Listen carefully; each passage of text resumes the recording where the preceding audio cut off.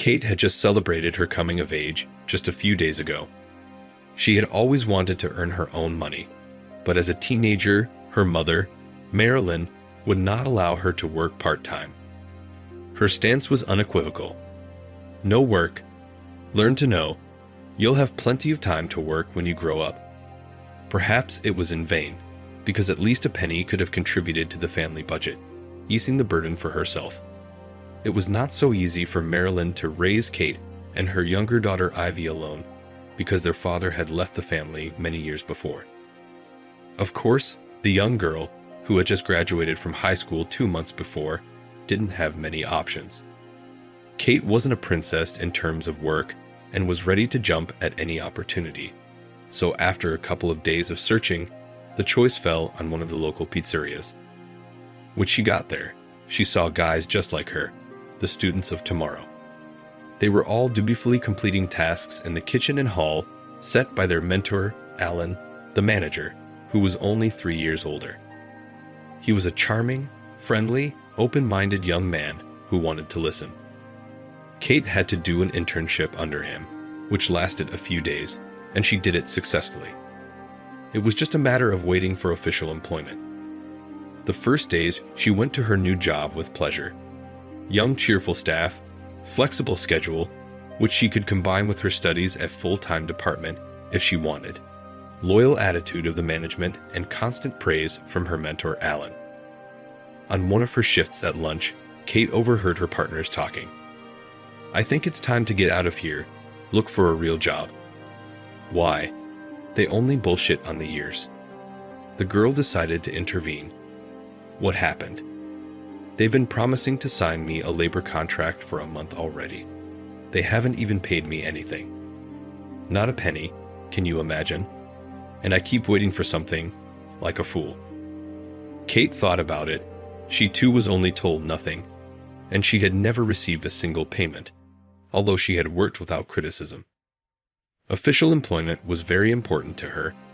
She wanted to build up her seniority right away. After working at the institution for a month, Kate decided to leave.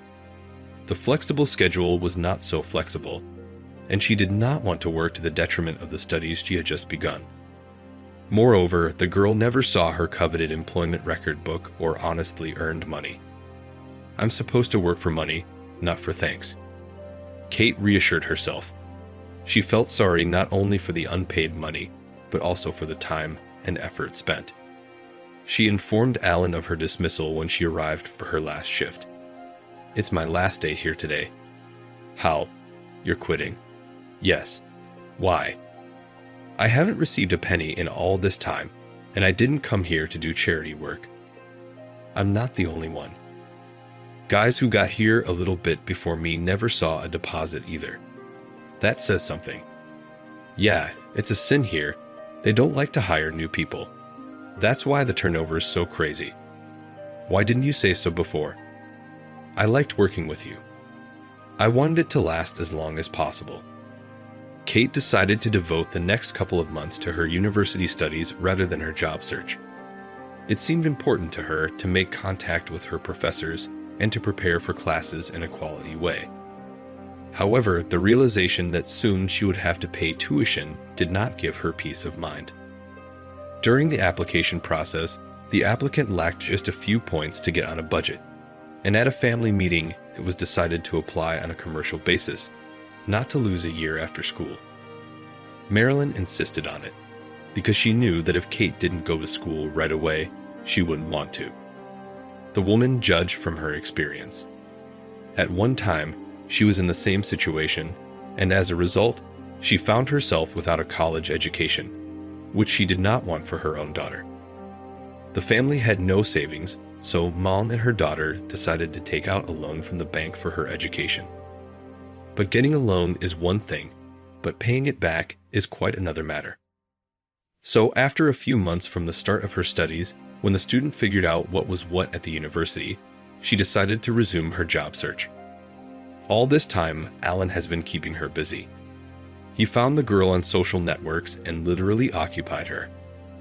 Out of politeness, she decided to meet him, even though she did not like him at all. However, Their meeting changed her view of the young man. He was not particularly good-looking, but he had a wonderful sense of humor. For a long time, he had been trying to convince her to go somewhere, spend time together, talk to each other, and get to know each other better. Kate was reluctant for a long time, but then the excuses in her arsenal were over, and she was forced to agree to a meeting. As the girl had anticipated, Alan did not arouse any feelings in her other than friendly. But this did not embarrass her. She was happy to be friends too, so for the next few years, their communication continued in this vein. True, with varying success. From time to time, the young man let her know that he had romantic feelings, after which they stopped all communication for a while. And then they started to miss each other, and then they made contact again. Friendly, of course. This went on for 2 years. Kate was unusually beautiful. Short dark hair contrasted with big bright blue eyes, great figure, sharp mind. Admirers were plentiful, but the girl was very choosy. She went on dates, but realized that all applicants do not suit her, and she did not see a worthy match. Alan, on the other hand, was not in a relationship with anyone. Yes, he didn't sit still, made attempts, invited girls to meetings, but he realized that all of them were no match for Kate. And he knew that it was only a matter of time, and that one day he and Kate would be together. During this time, Alan matured, became much more serious than he had been when he first met Kate, and his appearance became truly masculine. He quit his job at the pizzeria and opened his own small travel agency. And now, after another walk, the girl realized that she began to develop very different feelings toward Alan. No longer friendly, she remembered all his beautiful gestures to her, and thought, how could I ignore my happiness when it was so close? Immediately, the girl made the decision to confess to the young man in the budding sympathy, and wrote a message that they urgently need to talk. Alan, as always, rushed at the first call. Kate was 100% sure of the success of her venture, because she knew about Alan's feelings, so she was not afraid to give up, and for good reason. In response to her confessions, she heard the words of reciprocity, and so their relationship began. To say that young people were happy, to say nothing. They moved in together almost immediately, began to live together, and spent all their free time with each other.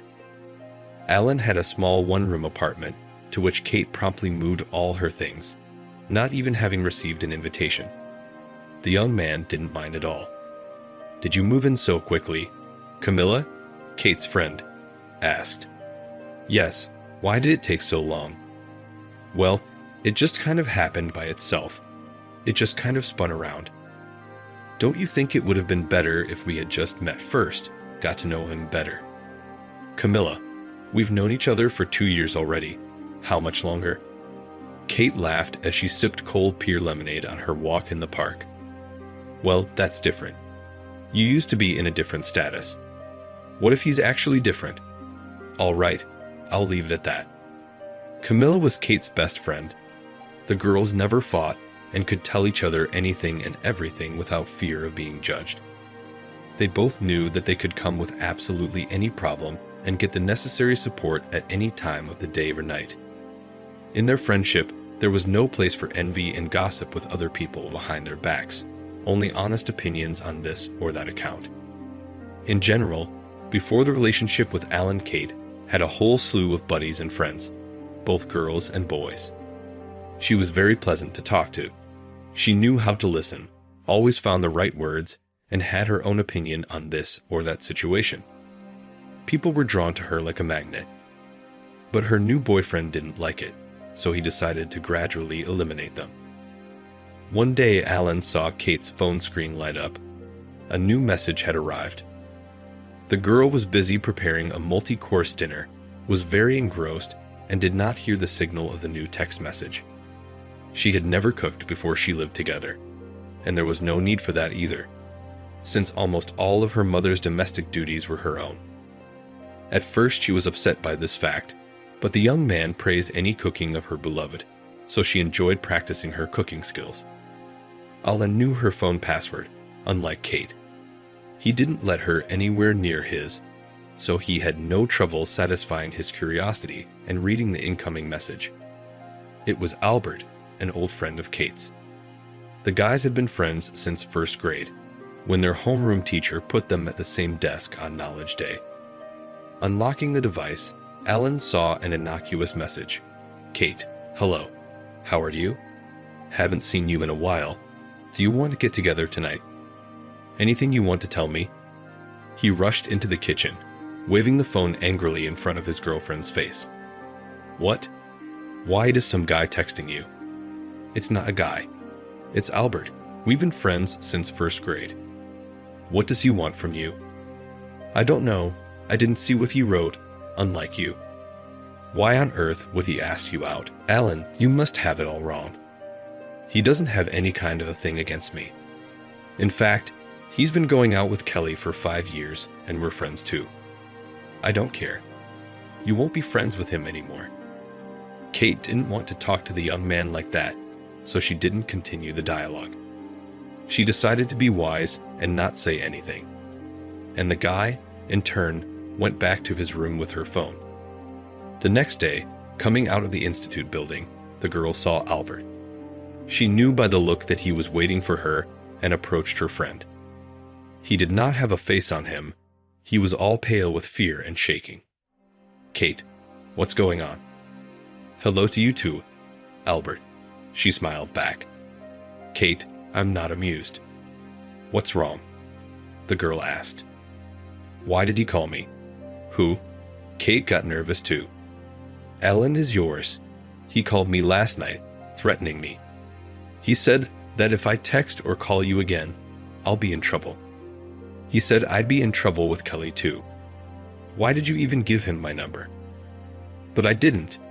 He must have written it down himself. She started making excuses. You know what? Deal with your boyfriend on your own. I don't want any trouble. Albert left without looking back. By the way, that was their last conversation. Kate walked home in a bad mood, with her head down. She was bitter, resentful, unpleasant for herself and for her young man. It seemed that all the passers-by saw her blushing with shame. The girl clearly decided that a conversation with Alan could not be avoided. We have to let him know that you can't do this to me and my friends. When she returned, she saw that the young man was sitting and playing on the computer as if nothing had happened. Alan, what was that? What are you talking about, my love? I mean Albert. Why did you call him? I don't know what you mean.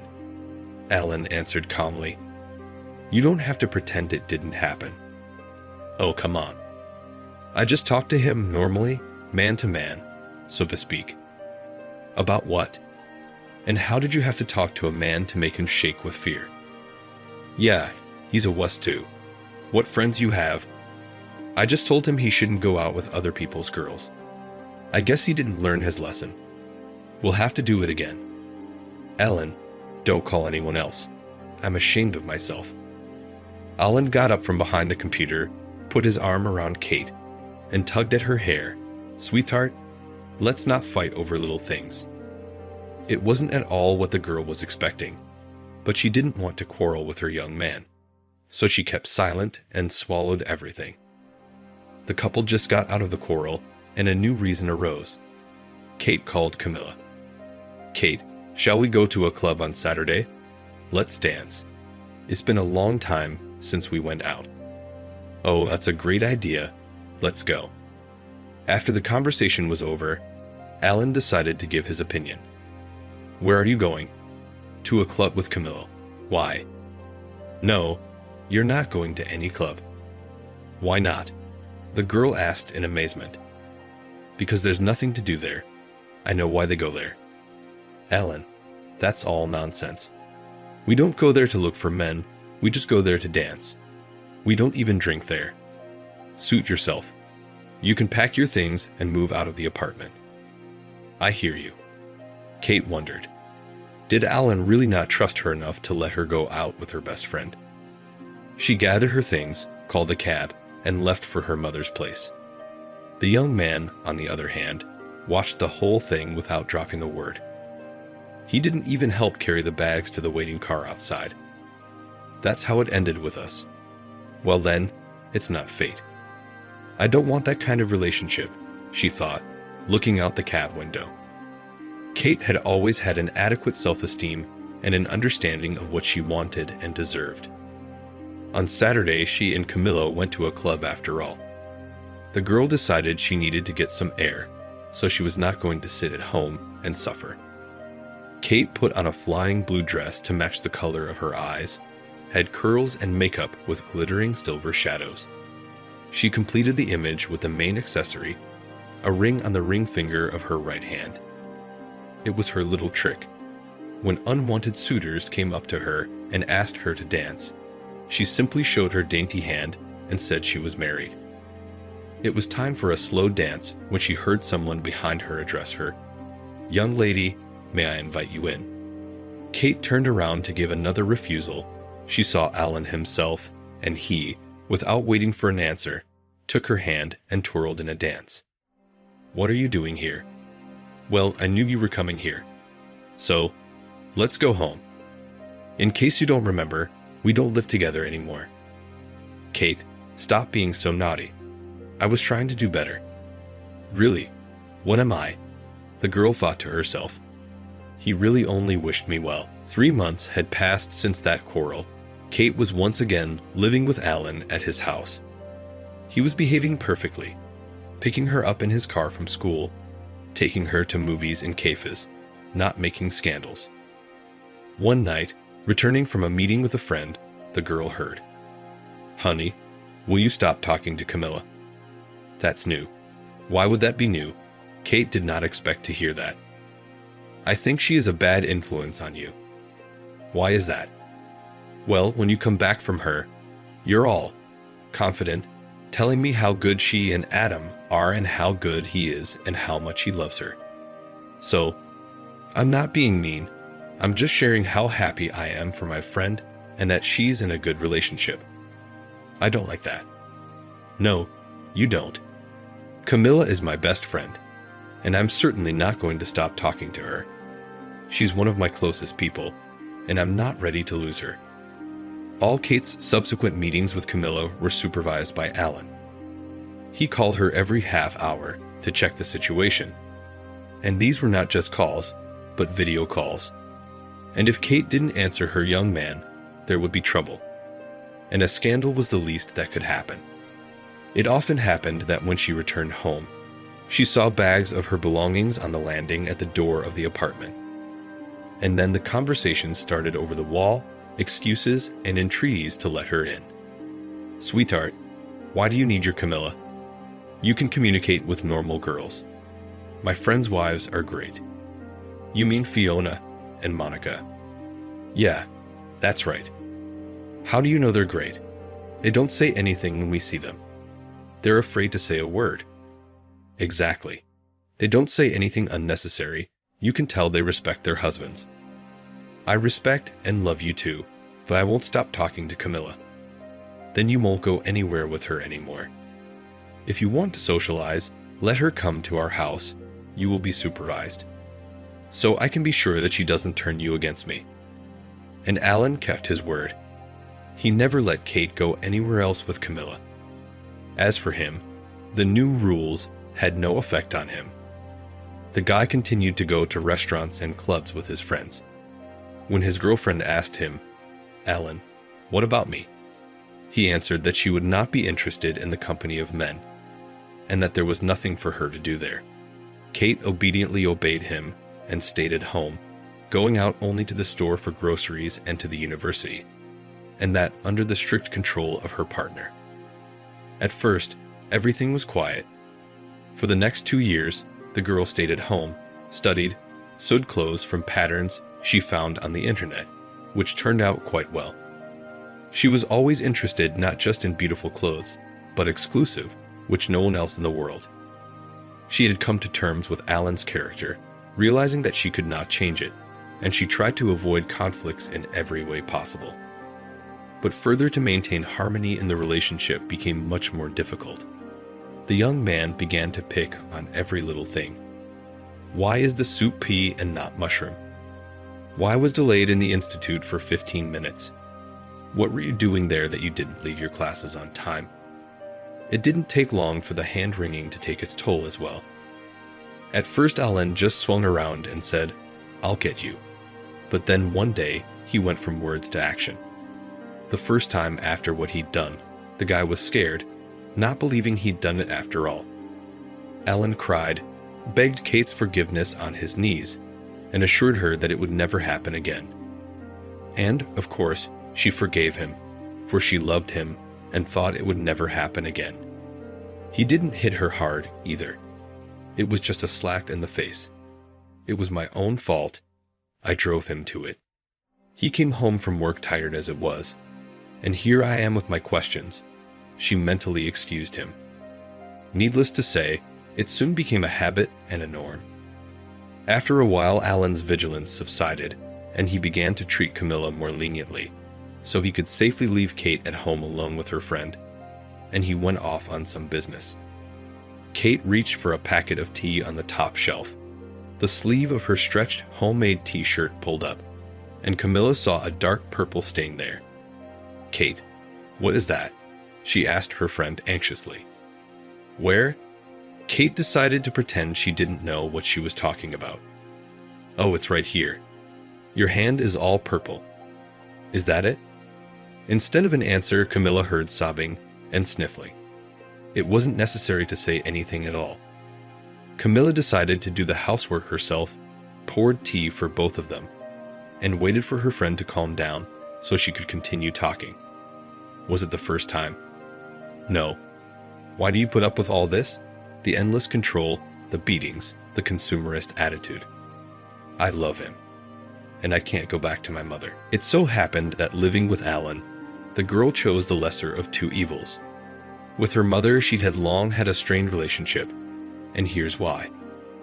Unfortunately, a few years ago, her mother was addicted to gambling, and all the money she got was immediately lost. Although there was almost no money in the family, only child support for her younger sister Ivy. So, against that backdrop, life with a young man seemed perfect for Kate. In addition, Alan was not greedy. He did not save on his beloved, and really generously presented Kate with flowers, cosmetics, new clothes, took her to restaurants, took her on trips, and even paid for her studies at university.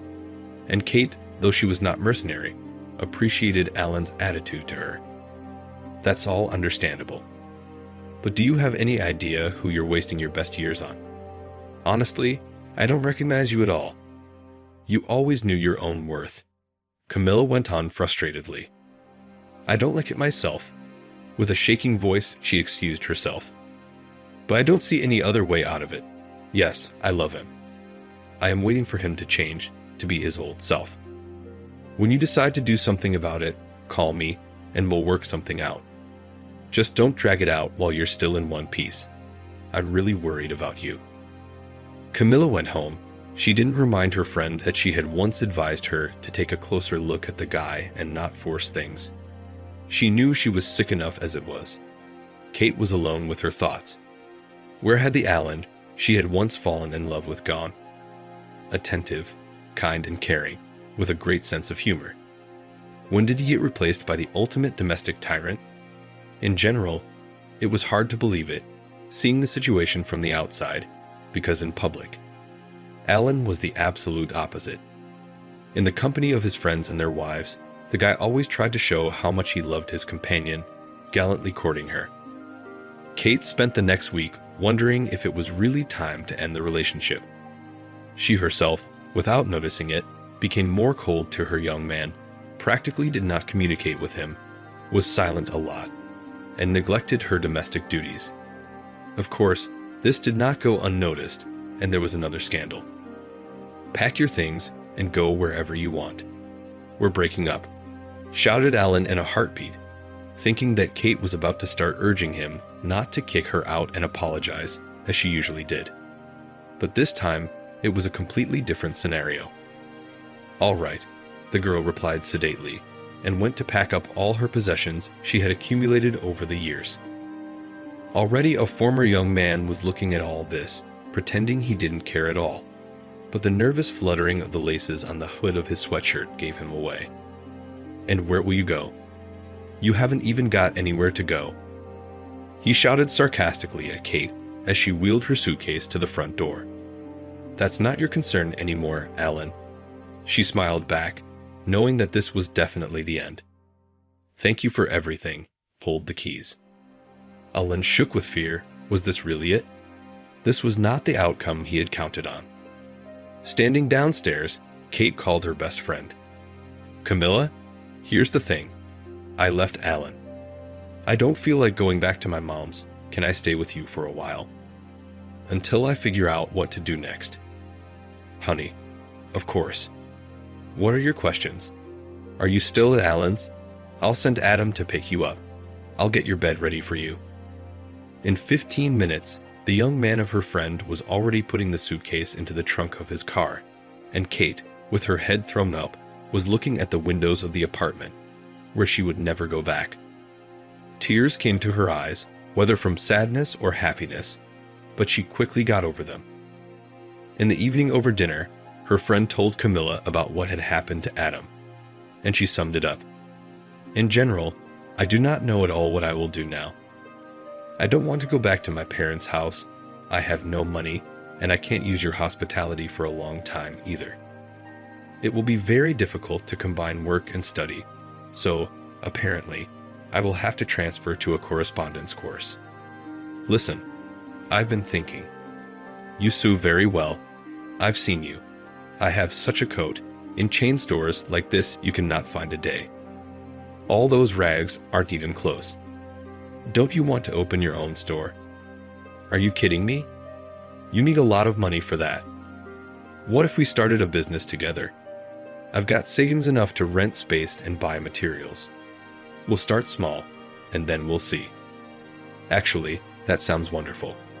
Kate's eyes lit up. "And as for housing, don't worry. We can lend you a small amount of money to rent a house for the first time. Then you'll pay us back when you have a chance. What would I do without you?" They decided not to put it off for long. Kate got busy creating sketches, choosing fabrics and accessories, and other creative things, while Camilla started looking for rooms, crews for repairs, and solved the financial issues. All this time, Alan was keeping the girl busy, constantly carousing outside the university, demanding that she explain herself to him and pick up the frying pan she hadn't picked up that last day, and threatening to take it to the dumpster in the yard. Of course, Kate didn't want the frying pan for nothing.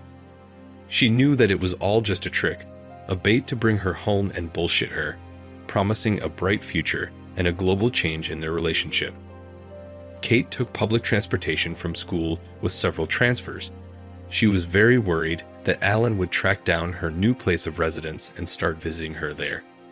She agreed to Camilla's favor at the time and rented the cheapest tiny studio apartment on the outskirts of the city. Little by little, the friends' business moved forward. They had an official opening where they presented their brainchild to relatives, friends, and friends of friends. At first, the assortment wasn't that extensive, and they put all the money they earned back into the store. Soon, they were able to afford to hire staff, delegating some of the duties they had previously performed in-house. When Alan found out about the store, he began to visit there as well. The girls even had to contact a security agency to get them to send an employee to work with them permanently. The girls put their heart and soul into their work, and it was obvious. They worked day and night, and it paid off handsomely. The store was famous in the city for its quality and stylish clothes. People went to them in droves, and most importantly, they came back again for more. Kate got back on her feet, bought her own place, graduated from the institute, paying for the last semesters on her own, paid back everything she owed to Camilla, and took the job she loved. Who knew a couple of years ago that accidentally bought online courses in sewing and tailoring, which saved her from boredom, would become her life's work?